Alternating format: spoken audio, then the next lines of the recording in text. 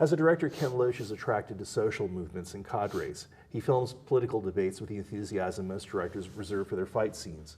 In The Wind That Shakes the Barley, Loach analyzes the point at which the Troubles began for Ireland in the early 1920s.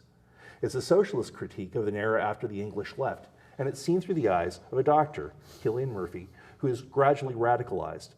Soon he's alienated from his brother Padraig Delaney, who believes that the new government's compromise solution to English rule will be the only way to end the seemingly endless strife. Mort, I think this movie is everything that, I mean, it's one of the pleasures of juxtaposition to put this up against Black Book. Here's a film that does its own revision on the glorious history of the Irish, the Irish Civil War, and shows it to be, even as necessary as it might have been, as a very dirty business. And I think that Ken Loach, who has previously been, I think, more of a writer than a director type, really never really brought much visual flair to his films, really has an enormous success here. This is really a brilliant and sensitive and intelligent film, and just like, what did you think? Well, a lot of his films are documentaries or neo-documentaries, and they use like anti-stars, and here he has a real star in that. Well, he had Peter Mullen, though, in My Name is Joe, which is a film I loved several years ago. That was a good one. But here we have these beautiful panoramic shots, the wide-angle shots of Ireland,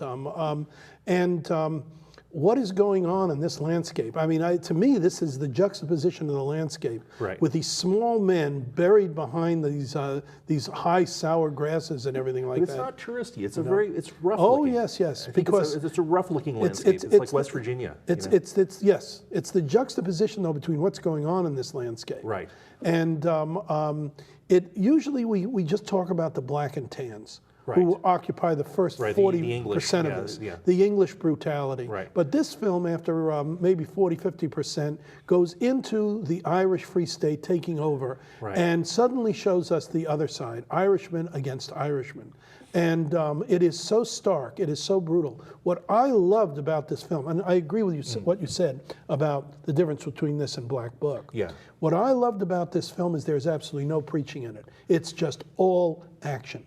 It's all dialogue. And you get to make the comments as the viewer, and you say, my God, this is what war and violence is all about. Anywhere. The violence is shown too, and that's, I think we should warn the viewers a little bit that we do see the scene of the fingernails he's referring to earlier on. People should be warned about that.